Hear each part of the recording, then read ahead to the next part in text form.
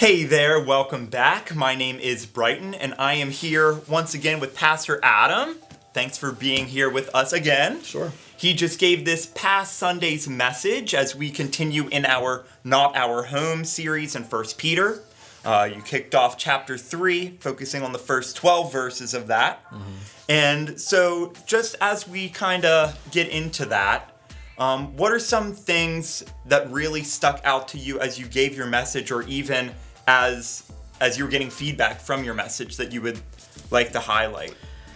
I think coming into it, I alluded to this a little bit while I was speaking, but I had these verses 3, 1 through 12. Sure. But if you pull back a little bit and look at a larger chunk of 1 Peter, you realize that he's following other things to get to that place. Yeah. And so I felt like it was important to try to paint the context of a larger portion, probably starting back in the middle of chapter 2. Right. Where Peter's talking about the different relationships that new Christians might find themselves already existing in. So subjects under governing authorities, right. Mm-hmm. Or slaves under masters. And in the passage that I primarily talked about, wives and husbands, already in these, I call them social order relationships. Right. So they're already established. And then, one party becomes a believer. Mm-hmm. So instead of Peter saying, well, then escape these different things, go craft this whole new life for yourself outside of your reality, mm-hmm. which is what I think some of us might default to if the Bible didn't tell us otherwise. Yeah. I think what Peter is saying is no, recognize what that your reality is. Whatever ones of those social order relationships he's talking about, mm-hmm. and then consider how might I live as a follower of Christ within this reality. Yeah. And so I felt like it was important not to just start at 3:1 and say, this is all about marriage. Here it is. This is just marriage. It's not really just marriage. Marriage, I felt like obviously it's about marriage, but marriage is more of a application relationship, I think, for a larger point that Peter's trying to make. And so I wanted to come in from that perspective. Yeah. Then hopefully making the portion that's about marriage more rich in the context to which it was written. Mm-hmm.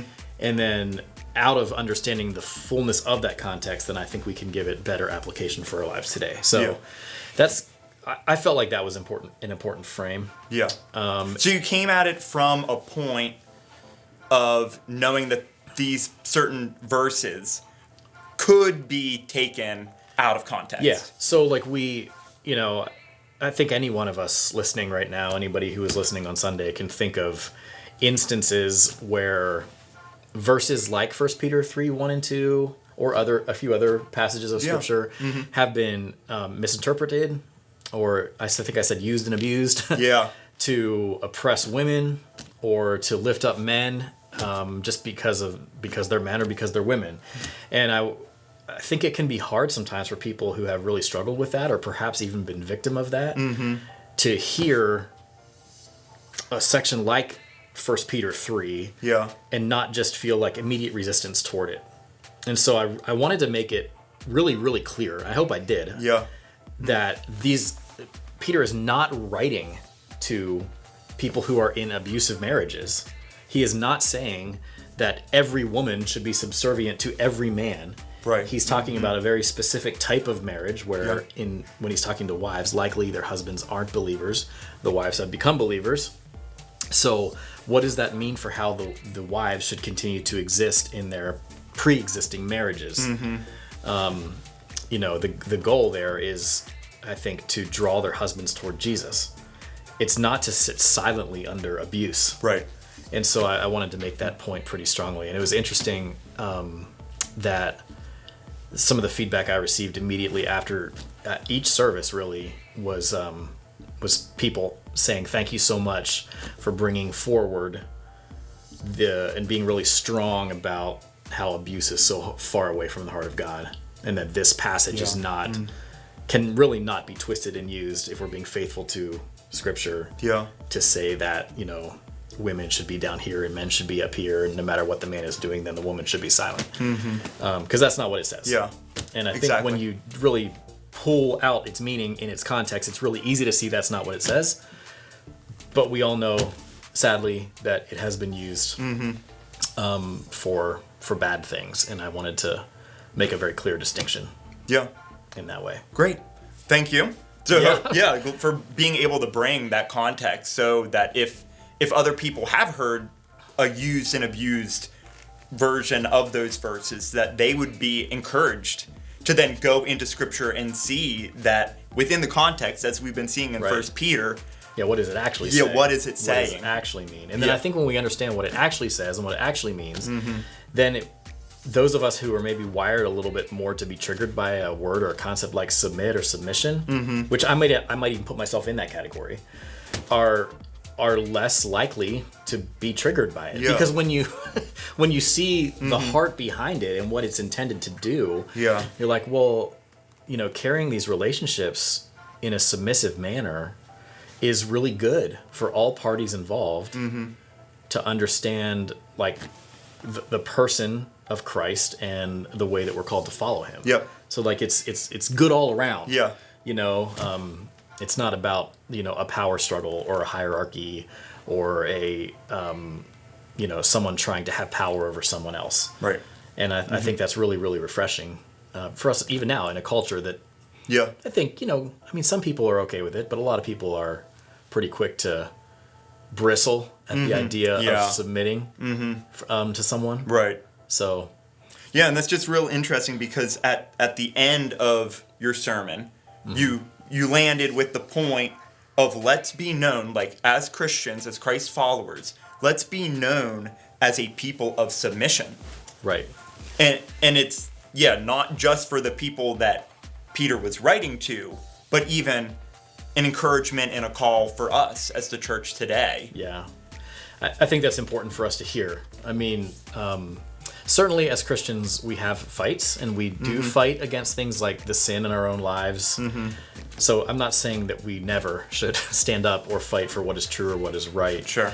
But when we're known as a people who are fighters, or who are just, always going to force themselves to have the last word.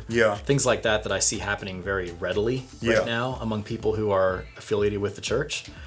I find that our witness, and I think the Bible speaks to this, our witness would probably be so much stronger if we were a people of gentleness and peacefulness and submission, and that we could, when we lose, we could lose well. Things like that. I feel like sometimes when Christians do not carry forward Peter's description of how we should live in this larger passage, we sort of diminish the witness that we could have to a watching world. And so I wanted to you think with about a short amount of time try to bring that out a little bit. Right. And you think about the different one another's that are listed within the Bible, the New Testament. I think it really comes to that heart as well, is how can we do those one another's unless we are in a servant heart, in a servant mindset, being able to submit to one another. Right. And we will all be in different types of contexts. It could be marriage, it could be something else, where we are the ones who people submit to us simply by how our relationship or how our job or whatever is set up. And so I also wanted to say, and I believe Peter alludes to this, is that when you are in a place where people are submitting to you, don't worry about whether or not they're submitting to you. Concern yourself with, are you worthy of submission? Oh, yes. And I think that's really, really important too. And so whenever we carry all those things with whatever role we find ourselves in a Christ-like way, I find that there's a lot of peace. There's a lot of gentleness. And I think for a non-believing, skeptical, watching world, there can be a lot of winsomeness in that as well. Sure. So hopefully at least some of that came out on Sunday. Yeah, I think so. Yeah. Well, thank you so much for being here with us. Thanks to you for sticking with us and watching as we continue to move through First Peter. And now that we're in chapter 3, we're going to keep going through this letter and hope you continue to join us. Have a great rest of your week.